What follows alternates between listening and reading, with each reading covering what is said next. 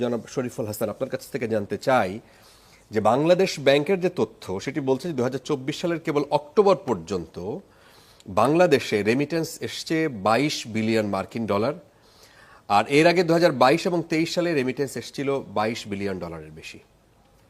হিসাব দিলাম অক্টোবর পর্যন্ত। বাংলাদেশের অর্থনীতিতে প্রশ্ন হচ্ছে যে রেমিটেন্স যোদ্ধাদের যে অবদান সেটাকে স্বীকার করার সেইভাবে কোনো আয়োজন আমরা দেখি না, কিন্তু এর যথাযথ প্রতিদান এবং সম্মান রেমিটেন্স যোদ্ধারা পান না। এটি কি আপনিও এটির সাথে একমত কিনা এবং বাস্তবতাটা কি আসলে? আমি ধন্যবাদ আপনাদেরকে এবং চ্যানেল 24-কে। আপনি যেটা বলছিলেন, অনেকেই যে 22 বিলিয়ন বা 24 বিলিয়ন, যেটা অক্টোবর 22, আমার ধারণা এই বছর শেষ হয়তো 24 হয়ে যাবে। এই 24 বিলিয়ন ডলার মানে কত আপনাকে যদি বুঝায় বলি, তাহলে হচ্ছে গোটা পৃথিবী, সারা পৃথিবী মিলে বাংলাদেশকে যে ঋণ দেয় তার থেকে 8 থেকে 10 গুণ বেশি। টোটাল যে আমাদের বৈদেশিক বিনিয়োগ হয় তার থেকে প্রায় 7 থেকে 10 গুণ বেশি।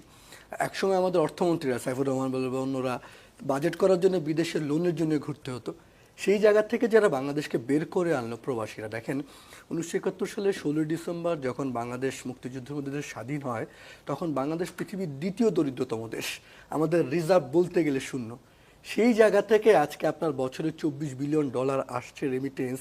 আপনি যে অন্য কারোর উপর নির্ভরশীল না, আপনি যে সাধারণভাবে যদি বলি, আপনি কখনো যদি ঢাকা থেকে গাড়ি টানে বেরোন, আপনি মুন্সিগঞ্জ, টাঙ্গাইল, নারায়ণগঞ্জ, কুমিল্লা, নোয়াখালী, ফেনী, চিটাগং পর্যন্ত চলে যান, এই দিক দিয়ে সিলেট, কুমিল্লা, হবিগঞ্জ এই দিক চলে যান, আপনি দেখবেন দারুণ দারুণ সুন্দর সুন্দর বাড়ি, কেউ মাছের খামার করছে, রাস্তাঘাটগুলো খুব সুন্দর। এই যে বদলে যাওয়া বাংলাদেশের সবচেয়ে বড় ভূমিকা রেখেছে প্রবাসী। আমি শুধু এই একটা কথা বলছি না, যে কোনো ক্রাইসিস আপনি বলছিলেন 2008-9 সারা পৃথিবীতে বৈশ্বিক অর্থনৈতিক মন্দা চলছিল।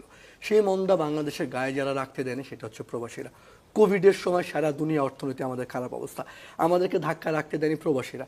সর্বশেষ যদি বলি, আপনি ফেনী, কুমিল্লা, নোয়াখালীতে এই গত কয়েক মাস আগে যে ভয়াবহ বন্যা হলো, আপনি খোঁজ নেন, এই বন্যার মধ্যেও সবচেয়ে বেশি ভূমিকা রেখেছে আমাদের প্রবাসীরা।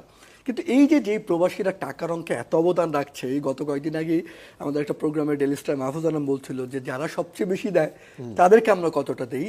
তার উত্তরে বলি যে এই প্রবাসী কল্যাণ মন্ত্রণালয়ে যে 22 বিলিয়ন ডলার আসছে, 24 বিলিয়ন ডলার আসছে, তাদের পেছনে কিন্তু রাষ্ট্রের বিনিয়োগ নেই বললেই চলে। এই মানুষগুলো নিজের জমি জমা বিক্রি করে যায়, এবং তার যে পদে পদে ভোগান্তিটা কখন শুরু হয়? একজন মানুষ ঠিক করলেন বিদেশ যাবে, তার পাসপোর্ট তৈরি, তার মেডিকেল, তার ডিমান্ড আনা, ভিসা, পুলিশ ছাড়পত্র থেকে আরম্ভ করে বিমানবন্দরে হয়রানি, এত কিছুর পর যখন বিদেশে যায়, বিরূপ পরিবেশ, এক রুমের মধ্যে গাদাগাদি থাকা, কাজ নেই, সংকট। আবার যখন দেশে ফেরত আসে, তার এই টাকার কোনো হিসাব নাই, সংকট। এই যে তার প্রতি পদে পদে সংকট। আমি বছর দশক আগে একটা প্রথম আমার একটা লিড স্টোরির শিরোনাম হেডলাইন ছিল, অবদানের শীর্ষে প্রাপ্তিতে শূন্য। যেই মানুষগুলো এত দিচ্ছে দেশকে, সেই মানুষগুলোকে আসলে আমরা যে মর্যাদাও দেওয়া দরকার। কথায় কথা আমরা আজকাল হয়তো বলি যে তারা রেমিটেন্স দেয়, কিন্তু সে কি দূতাবাসে গেলে কাঙ্ক্ষিত সেবাটা পায়? সে কি পাসপোর্ট করতে গেলে কাঙ্ক্ষিত সেবাটা পায়? আমি প্রায়ই বলি, আমাদের আজকের বাংলাদেশের অর্থনীতির ভিত 3 শ্রেণীর মানুষ। আমি বলি EFG তত্ত্ব। ই দিয়ে বলি আমি প্রবাসী শ্রমিক বা এক্সপার্টেড ওয়ার্কার্স, F দিয়ে বলি ফার্মার্স বা কৃষক, G দিয়ে বলি গার্মেন্টস ওয়ার্কার।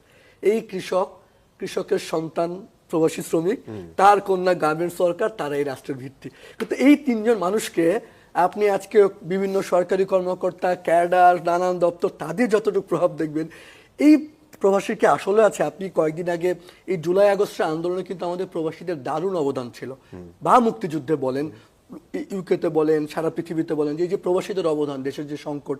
আপনি এই যে জুলাই আগস্টে যারা ফিরেছে সৌদি আরব থেকে, মনে আপনি আমাকে একজন দুঃখ করে বলছিলেন যে আমরা কেউ যে আমাদের সঙ্গে দেখা করবে সেই সময়টা পাচ্ছি না।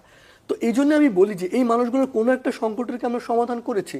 আমি প্রায় বলি যে দেখেন, একজন ভারতীয়র সাথে কিন্তু মালয়েশিয়া খারাপ বিহেভ করার সুযোগ পায় না, সাহস পায় না, সৌদি আরবে পায় না, কিন্তু বাংলাদেশিদেরকে মারধর করে, টর্চার করে কেন? শেষ করে এই কথাটা বলে, আমি যদি আমার নাগরিককে যথাযোগ্য সম্মান না দিই, পৃথিবীর কেউ দেবে না। আর আমি যদি আমার প্রবাসীদেরকে ঘরে, বাইরে, এয়ারপোর্টে, দূতাবাসে মর্যাদাটা দেই, তাহলে সারা পৃথিবী তাকে সম্মান দেবে। কাজে এই কথাটা বলে শেষ করি, তাদের অবদান নিয়ে কোনো সমস্যা, তাদের অন্য যে কোনো থাকে, রেডিমেড গার্মেন্টস বলেন, অন্য যে কারো থাকে, তাদের যে অবদান, RMG সেক্টর নেতাদের যে প্রভাব, MP থেকে মন্ত্রীতে আরম্ভ করে, এই মানুষগুলো যেহেতু বিদেশে থাকে, তাদের ভোটাধিকারটাও যেহেতু নেই 1 কোটি বেশি মানুষের, তাদের ভয়েস বা কথা কোথাও আমরা দেখি না, তাদেরকে যথাযোগ্য সম্মান আমরা দেই না, দেওয়া উচিত। অবদানের কথা রোজ বলা উচিত আমাদের।